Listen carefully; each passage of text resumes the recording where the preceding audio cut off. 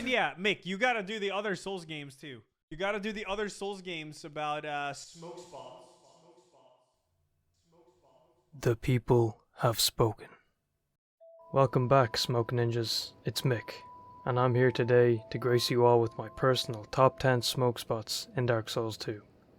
I will not be including DLC areas in this video though, because that will likely be its own list at some point. These spots should give you a pretty good variety of spaces to chill out and crisp up that common fruit. So without further ado, let's jump right in. At spot number 10, we have the Grim Windmill Cliff. As the name would hint, this place is definitely a little bit grim, and that's why it's at number 10. But I do think this area has a redeeming spot. By going one floor up from this windmill,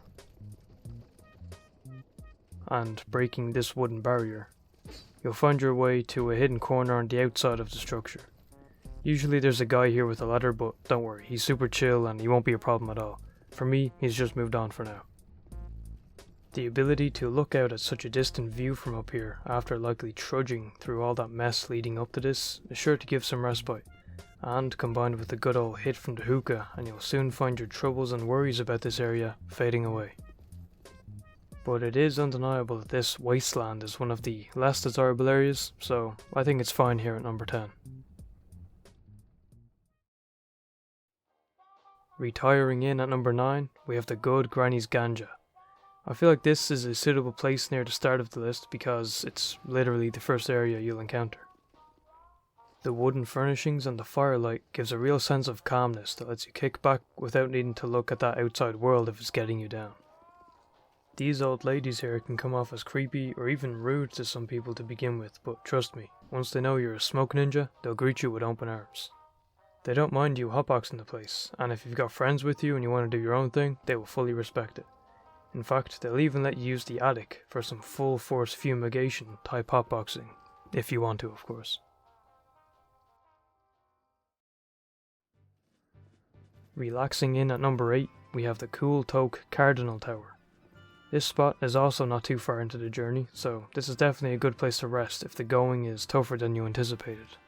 The spot that I'll be talking about is just outside from this bonfire. What I like most about this spot is the view that you have while sparking up. Straight in front, there's a dip into a pit/courtyard type of thing, and on either side of it you've got this stone castle-like architecture going on. So people who are into that kind of design should definitely vibe here. But looking further beyond, you've even got some distant forestry. And even beyond that there's a large mountain range, so the lovers of landscape, like myself, should also find a good vibe here. Not to mention, the tall fortress tower on one of the mountains looks pretty sick too. And remember, when you get baked, these views will just seem all the better. Besides, if the wind picks up a bit and it gets a little bit more chilly, you can head back inside to chill right next to the bonfire.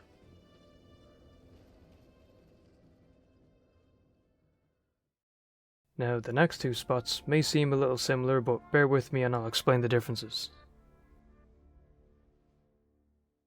Smelling in at number 7, we have the herbal smell of the fiery bells.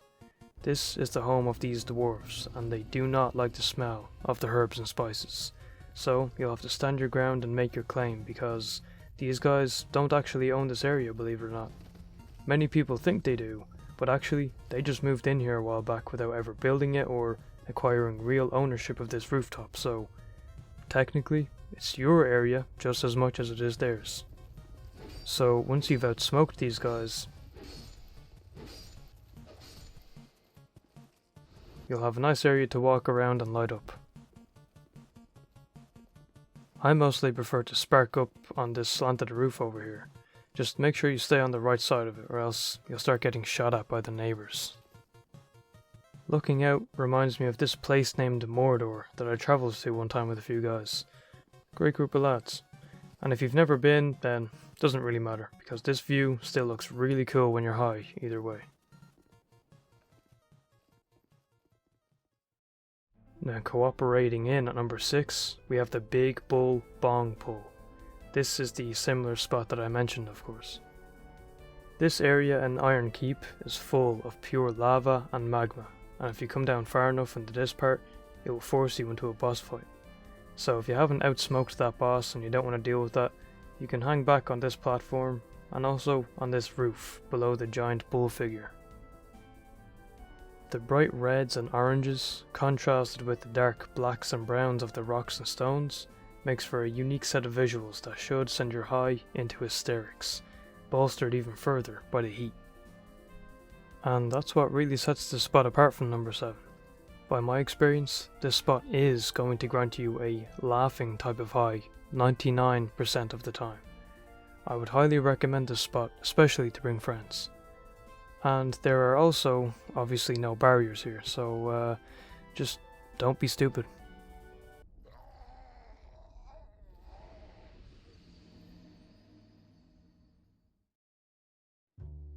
Chillaxing in at number 5, we have the Oceanside Opium. This is a very humble spot and finds you suspended above the waves of the sea. So if you're not really into the ocean, then you should probably give this one a miss.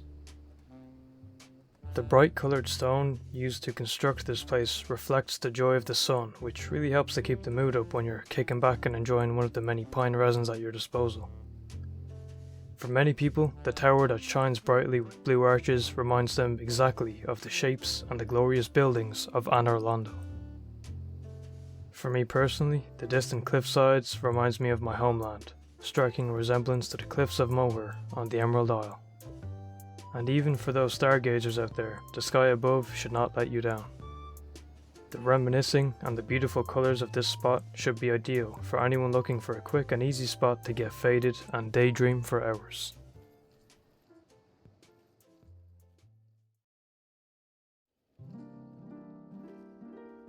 Thinking in at number 4, we have the Pharaoh's Door's Philosophy Flower. This may come as a surprise to many of you because this is quite the unexpected area, but branching out from the doors of Pharos, you will find this brightened area with a spiralling ramp. While many people will just walk on through here, if you actually stop for a moment and take this in, you'll realise that this spot actually grants you a certain feeling of intelligence. You see, these 4 pillars laid out in front of us mark different areas of philosophy, and 4 different answers to the question of what it means to be a smoke ninja. What these areas of philosophy and these 4 answers actually are is up to you to discover. By bringing along yourself and 3 friends to sit at each pillar, you can unlock the power of this philosophical blunt rotation, and bask in the white light of knowledge that will make your high more studious than you could have ever known.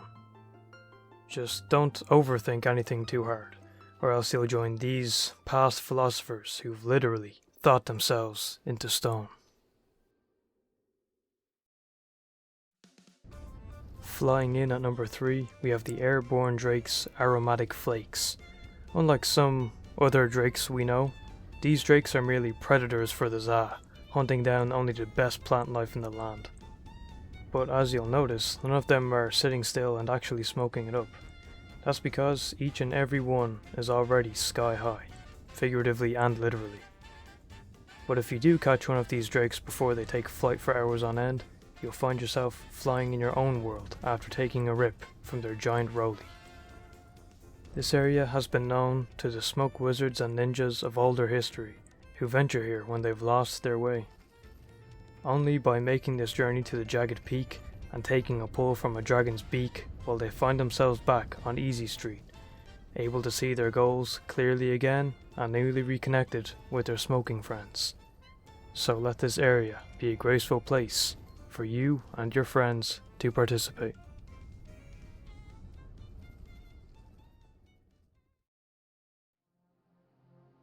Breezing in at number 2, we have the Moonlight Great Smoke the second.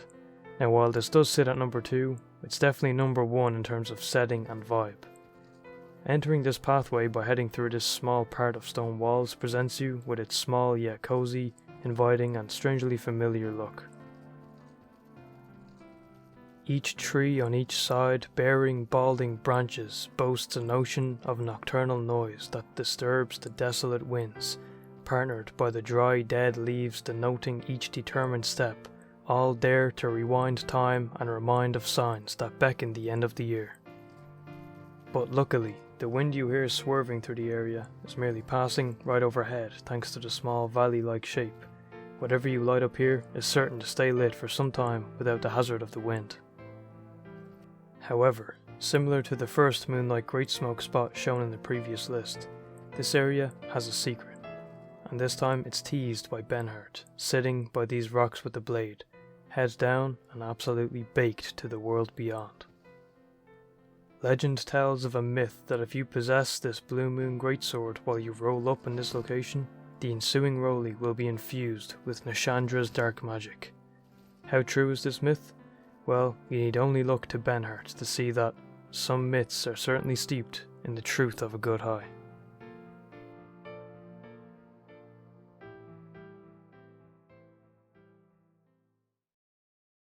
Before we get to our number 1 spot, we do have an honourable mention, which is none other than the Marijuana Jamaican Majula. I know many of you would have expected this at spot number 1, but I felt it was too obvious. This is most people's go-to spot in the land to smoke up, to acquire some new grassy materials, or even just generally to hang about. It does have its own lingering musical theme to accompany you when you're browsing the stock of some of the local smoke merchants, and not to mention there's plenty of company to smoke with. The added bonus there being that the further you go on your journey of smoke, the more people you will encounter that can head back to join the chill-out roster of the Marijuana Jamaican Majula settlement. It should be noted that the Jamaicans do actually have some forgotten history here. Many years ago, this was merely just a cliffside oasis. However, one day a band of travelling Jamaican smoke ninjas entered the area, and upon becoming attached, they brought with them some of their rich culture and herbal medicines, which have remained a staple of this location ever since. Beyond that, do I really need to explain more about this spot?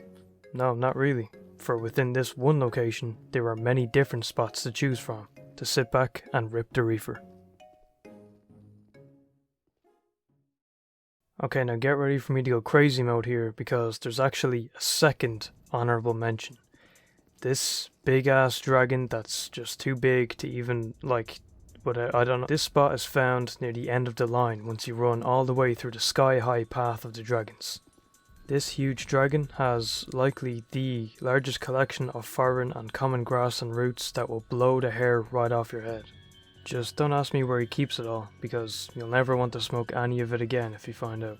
So just accept the shit when he gives you some. Remember, curiosity killed the cat, or in this situation, doubtfulness drowned the dragon. There's also whispers that circulate that this dragon is actually not naturally born and was instead created, meaning he wouldn't be a true dragon. But you wouldn't know it from smoking it up with him, because he's really chill and actually fairly humorous once you get to know him. However, similar to the twisted machinations we've seen in the previous list, many people grasp to the idea of not only creating a dragon, but becoming one. And in one fell swoop, the authenticity of this large, doobie dragon was made as thin as the smoke they blow, as those crafty smoke wizards figured out how to curse a metamorphosis onto the bodies of individuals, sealing their fate as an accursed smoke dragon for the rest of their lives, smoking each day as an affront against the race of dragons, and indeed against the nature of the smoke ninjas and smoke wizards besides them. Okay, now brace yourselves, because making a stand and wrapping in at number 1, we have the Lost Bastille, Boof and Breakdown. Hit that shit. Rest in peace, MF Doom. You know this shit's iconic, but I need this to help me convey number 1 and my thoughts about this game and those who hate it. Puff that shit and let's go. Time for number 1, we about to win. Tom's almost gone, I don't remember number 10, but here we are now, wrapping it up soon, but I'm wrapping it in memory of MF Doom, puffing away at a big ass blunt while beating the brains at this bitch ass runt is the best pastime for a ninja like me. Now take a look around and what do you see? Oh shit, wait a minute, a blacksmith, let me get my armor fitted, steel clad and I got my royal stitching, saving up my souls for weed, that's how I'm spending. I know a guy, he ain't pretending, his shit ain't cheap, but I ain't telling where his grub at, cause I ain't selling, but this high's so sick, I'ma need some penicillin. You better watch out for these stray ass dogs, they ain't chillin', MF Doom, they don't get the fucking ox, but they keep on biting, they gon' get the axe. One step closer, this is going up your ass. I know what you're thinking, Going all out for a #1 spot that you'd rather leave out, but it's more than that, this shit's not mundane.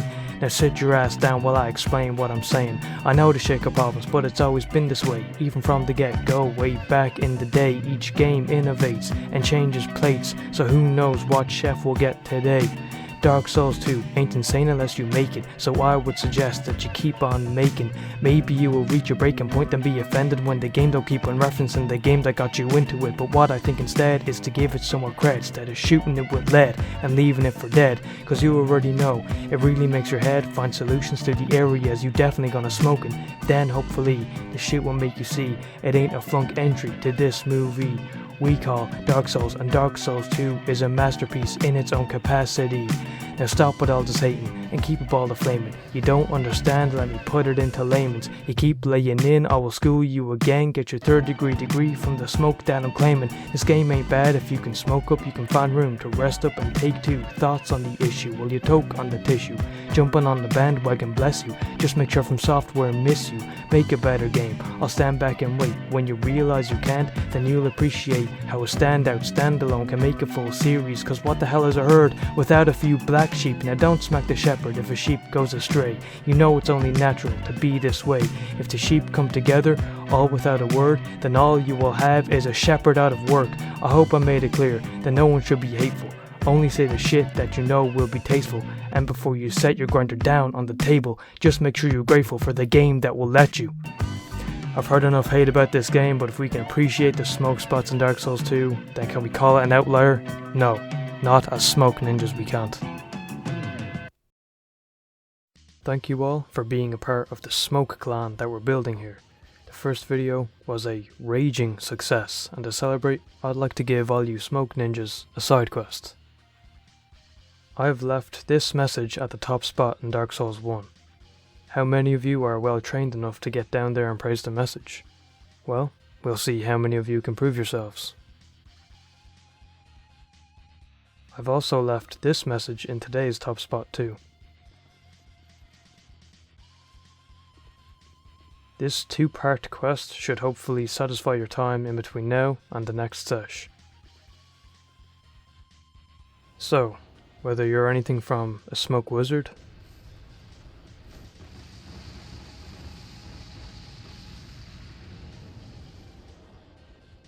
to a smoke dragon,